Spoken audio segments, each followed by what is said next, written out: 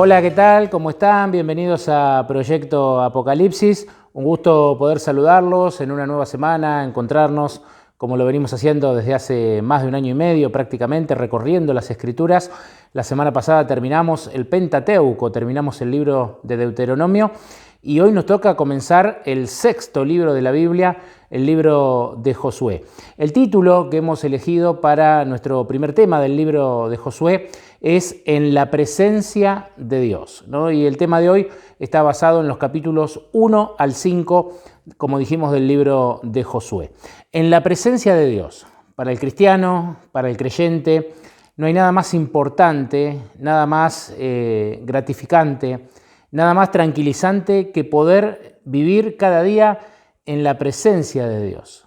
Evidentemente, así como cuando vimos la historia de Moisés, que finalizamos la semana anterior y ahora estamos arrancando con la de Josué, evidentemente son hombres que han vivido en la presencia de Dios. Y eso explica cómo pudieron llevar adelante el cometido que tenían, la tarea que tenían, a pesar de las dificultades, a pesar de los contratiempos, que no eran pocos, eran muchos allí en el desierto, conduciendo a un pueblo que se rebelaba cada 2 por 3, a un pueblo al que le faltaba la fe, un pueblo que se quejaba, ¿no?, que murmuraba. Sin embargo, Dios guió tanto a Moisés como después a Josué para que pudieran realizar esa tarea de introducir a su pueblo a la tierra prometida. Josué, capítulo 1, vamos a comenzar leyendo desde el versículo 2. Dice: mi siervo Moisés ha muerto. Le está hablando aquí Dios directamente a Josué. Le dice: mi siervo Moisés ha muerto. Prepárate pues ahora tú y todo este pueblo para pasar el Jordán, a la tierra que doy a los israelitas. Como prometí a Moisés, les he entregado a ustedes todo lugar que pise la planta de su pie. Tamaña promesa, ¿no?, la que Dios le hacía allí a Josué y a todo su pueblo. El versículo 4 dice: su territorio será desde el desierto y el Líbano hasta el gran río Éufrates, toda la tierra de los hititas hasta el gran mar, donde el sol se pone. Nadie te podrá hacer frente en todos los días de tu vida. Como estuve con Moisés, estaré contigo. Ahí está el centro, ¿no?, de la promesa. Como estuve con Moisés, estaré contigo. La presencia de Dios, de la cual queremos hablar hoy. No te dejaré ni te desampararé. El futuro para el pueblo de Dios era un futuro glorioso, siempre y cuando ellos obedecieran, siempre y cuando ellos se mantuvieran dentro de los términos del pacto al cual Dios los había llamado. Lamentablemente eso no ocurrió, ¿no? La historia cuenta, la historia conocida y la que vamos a ver más adelante también cuando sigamos estudiando la Biblia, cuenta que finalmente Israel fracasó en ese propósito, ¿no? Por eso el pacto que Dios tenía para con Israel y el propósito que Dios tenía con ellos de que fueran un faro, una luz en medio de las naciones, lamentablemente no se pudo cumplir, ¿no? Y esa promesa y ese pacto pasaron a todos los creyentes, a todos los cristianos, a partir de la historia del Nuevo Testamento. Pero bueno, eso es otro asunto, ¿no? Aquí yo me quiero quedar para arrancar con la síntesis de la promesa que Dios le hace a Josué en estos primeros versículos. Como estuve con Moisés, estaré contigo. ¿Por qué es tan importante, ¿no?, esto de la presencia de Dios? Porque cuando Dios nos acompaña, cuando Dios está con nosotros, no debemos temer, ¿no? Cuando la presencia de Dios te acompaña, no hay empresa que sea imposible. Cuando la presencia de Dios te acompaña, no hay situación que no pueda ser transformada y cambiada, ¿no? Cuando la presencia de Dios te acompaña, no hay victoria imposible, ¿no? Porque es la presencia de Dios lo que indica que para Dios todo es posible. Él todo lo puede y Él puede transformar nuestra realidad cualquiera que sea, ¿no? En este caso, por eso me quedo con estas palabras de Dios para Josué, que ante la pérdida de Moisés, ¿no?, le debe haber inspirado mucho ánimo de decir: como estuve con Moisés, estaré contigo. Me imagino en Josué una sensación parecida a la que un día sintió el rey David, ¿no?, cuando falleció el profeta Samuel, ¿no?, donde también se sintió un poco desamparado, ¿no? Hasta ahí Samuel le había guiado su vida, era su conexión con Dios, pero cuando Samuel no está, David, ¿qué iba a hacer, no? Y ahí es donde le escribe, entre otras cosas, el famoso Salmo 121, donde dice, alzaré mis ojos a los montes, ¿no? De donde vendrá mi socorro. Él mira ya directamente a Dios. Una sensación parecida también está de Josué ante la pérdida de Moisés, a la que seguramente tuvo el profeta Eliseo cuando Elías es trasladado al cielo, ¿no? Y también Dios va a reafirmar su presencia en el profeta Eliseo a través de algunas señales, ¿no? Y a veces puede sucedernos a nosotros también que aquel referente espiritual que tenemos al lado, que tenemos cerca, en casa, en la iglesia, en el ámbito en el que sea, un día ya no está, ¿no? ¿Y qué vamos a hacer? Por eso, lo que debe guiar el rumbo de nuestra vida, lo que debe darnos la fuerza cada día, no es ni más ni menos que la presencia de Dios, ¿no? en nosotros. Por eso es importante que la busquemos. Por eso es importante que busquemos cada día esa presencia de Dios. Porque si un día la persona en la cual nos apoyábamos no está al lado, ¿no? Como le pasó aquí a Josué, nos vamos a poder apoyar directamente en Dios, ¿no? Qué importante realmente que es esto. Y Dios le dice allí a Josué en el versículo 6, esfuérzate y sé valiente, porque tú repartirás a este pueblo en herencia la tierra que juré a sus padres que le daría. Dios cumple con sus promesas. Solamente esfuérzate y sé muy valiente para hacer conforme a toda la ley que mi siervo Moisés te mandó. Y acá aparecen dos conceptos, ¿no? Esfuérzate, sé valiente, lo cual nos lleva un poco a hablar acerca de la fe, y también aparece el concepto de la ley. Dos conceptos que vimos la semana pasada. Les recomiendo, si no vieron el episodio anterior, el legado de Moisés, creo que es un capítulo muy lindo y muy interesante. Búsquenlo en nuestro canal, porque allí habla justamente de Moisés y su legado de fe, Moisés y su legado de obediencia y de la ley, ¿no? Y acá aparecen estos conceptos nuevamente, ¿no? Dios trae estos conceptos nuevamente en su vínculo con Josué. Y es más, en el versículo 5 dice, en el versículo 8 dice, el libro de la ley nunca se aparte de tu boca, antes medita en él de día y de noche. Medita en él. El capítulo pasado hablábamos de la intimidad con Dios como ese valor supremo, ¿no? que tuvo Moisés, esa relación íntima y cercana con Dios, lo cual lo ayudó a lo largo de todo el tiempo, ¿no? que le estuvo liderando el pueblo. Y ahora Dios le dice aquí a Josué, medita, ¿no? en él, en ese libro de la ley, medita de día y de noche. Dios lo está llamando a Josué y a su pueblo a tener intimidad con él, ¿no? a tener relación con él. Y a eso mismo nos llama también a nosotros. ¿Para qué? Para que la presencia de Dios nos pueda acompañar y nos pueda guiar cualquiera sea la circunstancia. De hecho, en los capítulos que siguen, nosotros hoy vamos a leer hasta el 5, nos vamos a encontrar con un par de historias en los cuales la presencia de Dios marca una diferencia.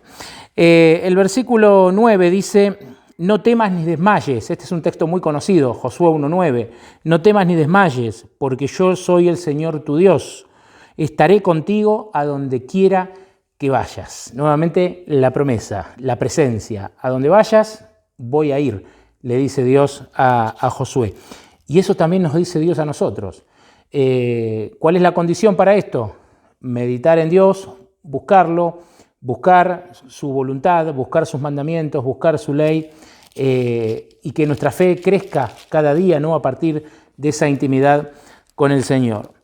En el capítulo 2 comienza el relato diciendo que entonces Josué, hijo de Nun, envió secretamente 2 espías, ¿no? y les dijo, vayan, reconozcan la tierra y a Jericó. Ellos fueron y entraron en la casa de una mujer ramera llamada Rahab y posaron allí. Pero alguien avisó al rey de Jericó, 2 israelitas han venido aquí anoche a espiar el país, ¿no? ¿Qué clase de espías eran estos, ¿no? Que ni bien llegaron, se alojaron en un lugar, me parece que no, si la idea era no llamar la atención, se alojaron en un lugar donde llamaron mucho la atención, ¿no? En la casa de Rahab, una ramera, ¿no? Así la describe la Biblia. Y la misma noche que ellos llegan, ya alguien le estaba avisando al rey que había 2 espías, ¿no? Realmente cómo uno podría decir, qué fracaso tan rápido, ¿no? Qué fracaso tan estrepitoso el de estos 2 espías. No duraron de incógnito, pero ni siquiera una noche. Ya el rey sabía que ellos estaban ahí. La historia dice que la mujer escondió a estos 2 hombres, ¿no? Porque el rey obviamente manda soldados a buscar a estos espías y la mujer los esconde. Cuando llegan no a buscarlo, el versículo 6 dice, pero ella los había hecho subir al terrado y los había escondido entre unos manojos de lino que allí ella tenía, ¿no? Es decir, los esconde en el techo, ahí escondidos en el techo estaban estos 2 espías. Rahab despista a los soldados, bueno, que finalmente se van, y luego el relato sigue diciendo que Rahab encara a estos 2 espías y le dice en el versículo 9, sé que el Señor les ha dado esta tierra, por eso el temor ha caído sobre nosotros y todos los habitantes de esta región están desmayados por temor a ustedes, porque hemos oído que el Señor secó el agua del Mar Rojo, ¿no? Lo que Dios había hecho en Egipto lo sabían todos los pueblos de esa región. Y esta mujer temerosa, ¿no? de ese pueblo de Israel que se avecinaba, que estaba ya casi empezando a rodear a Jericó, les dice en el versículo 12, les ruego que me juren por el Señor que como los traté con bondad, así tratarán la casa de mi padre, de la que me darán una señal segura.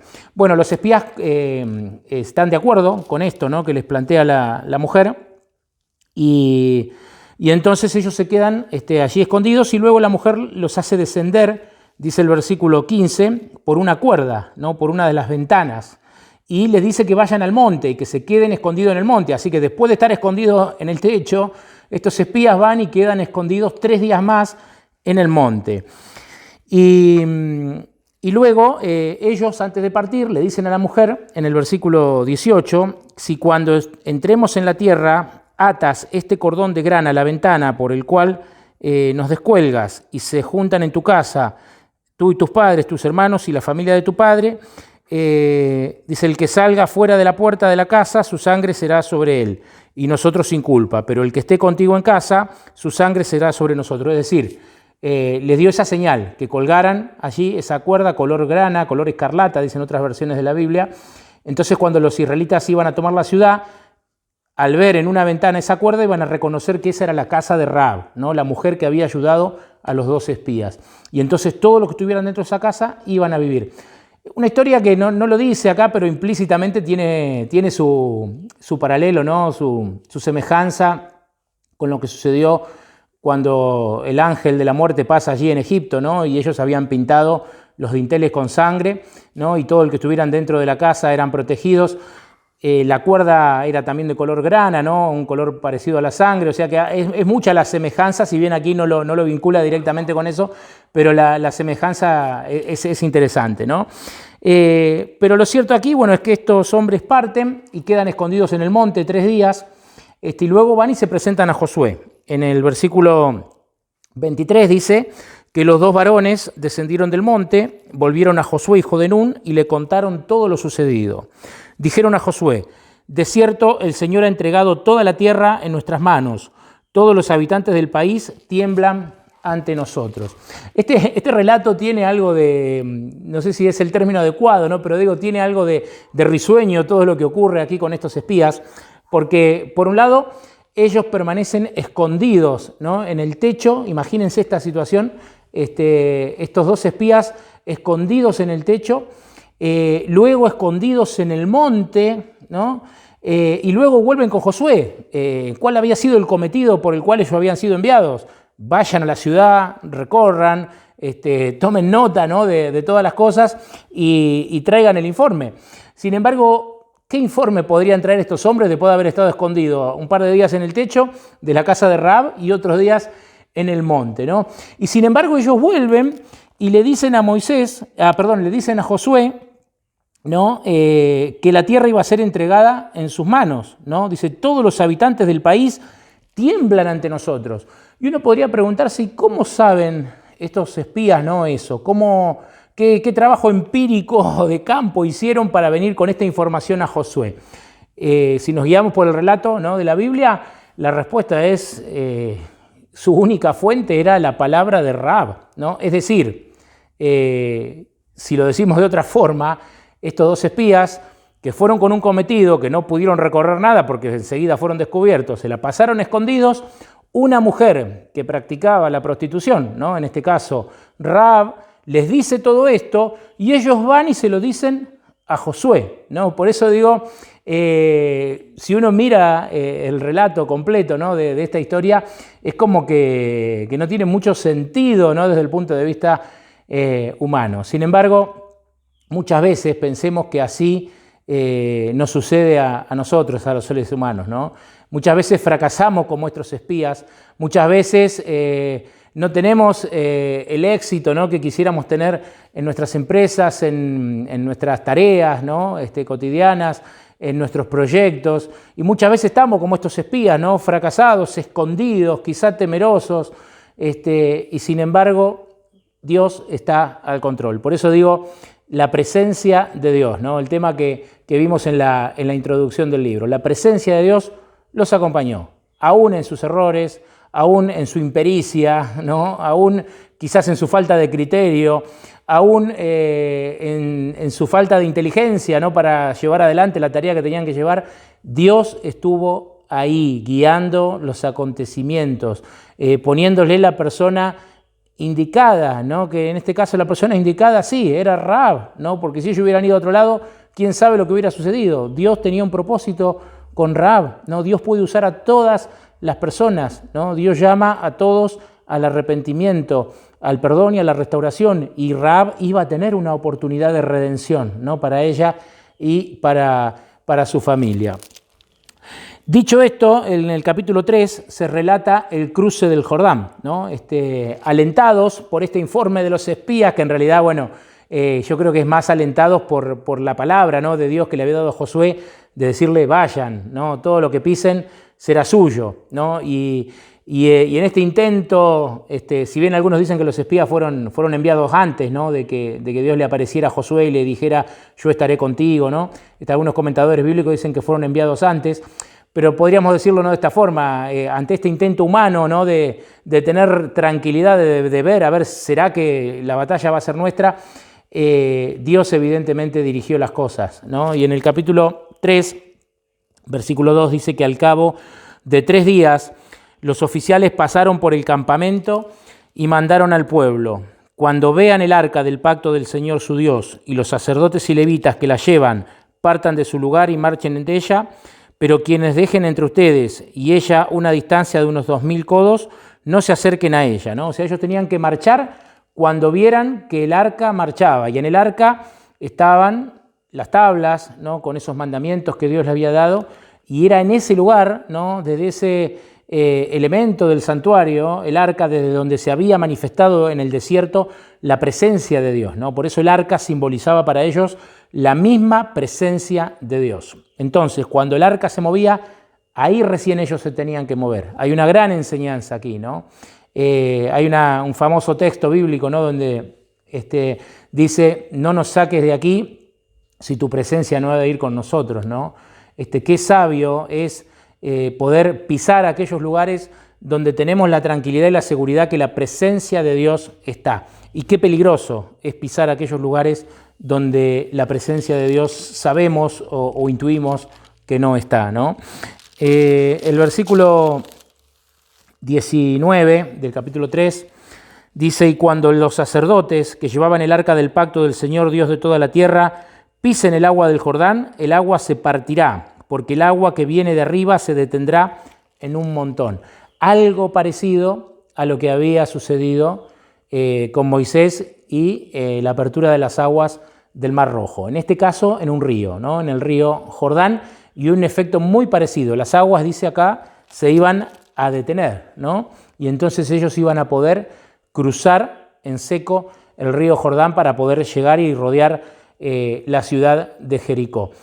La presencia de Dios, ¿no? Que vimos al principio, nuevamente. Esa presencia de Dios que puede dirigir las cosas a pesar de nuestros errores, como pasó con los espías, a pesar de nuestras impericias, a pesar de nuestras limitaciones.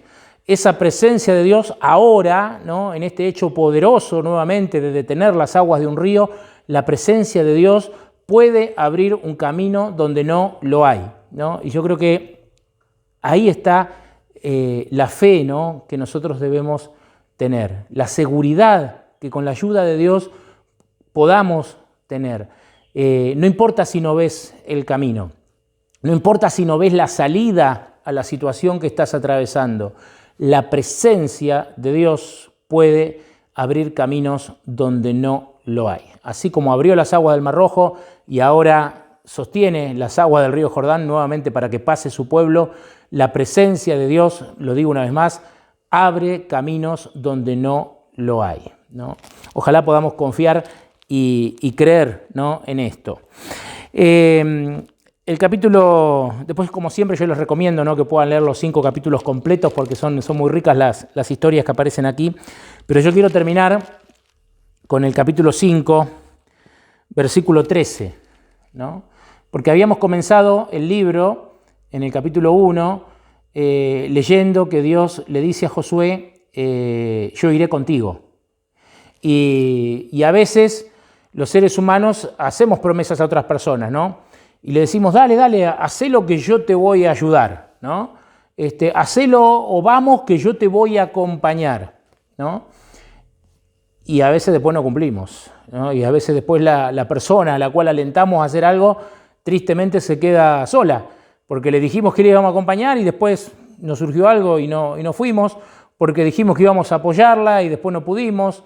Si se trata de dinero, por ahí la animamos que se metiera en algo, yo te voy a ayudar, después tuve una complicación y ya no ayudo y falto a mi palabra. El ser humano falla mucho en eso, ¿no? En decir, andá, sí, hacelo, yo te ayudo, yo estoy con vos, yo te acompaño, y después fallamos. Pero Dios no es así, ¿no? Dios no es así. Yo por eso la primera vez que leí completo, ¿no?, estos 5 capítulos, realmente cuando leí esto en el capítulo 5, lo que voy a compartir ahora con ustedes para terminar el mensaje de hoy, realmente sentí algo, ¿no? Porque digo, cómo Dios cumple con su palabra, cómo Dios cumple con sus promesas. Capítulo 5, versículo 13 dice, un día, cuando Josué estaba cerca de Jericó, alzó sus ojos y ¿qué vio? ¿No? Si ustedes tienen ahí, como siempre les recomiendo la Biblia a mano, ¿no?, mientras hacemos este estudio, ¿qué vio Josué al alzar sus ojos? El versículo 13 del capítulo 5 dice que cuando Josué estaba cerca de Jericó, alzó sus ojos y vio a un hombre ante él con una espada desenvainada en la mano, y yendo hacia él le preguntó, ¿eres de los nuestros o de los enemigos?, le pregunta Josué, ¿no? Y él respondió, no, yo soy el príncipe del ejército del Señor que he venido.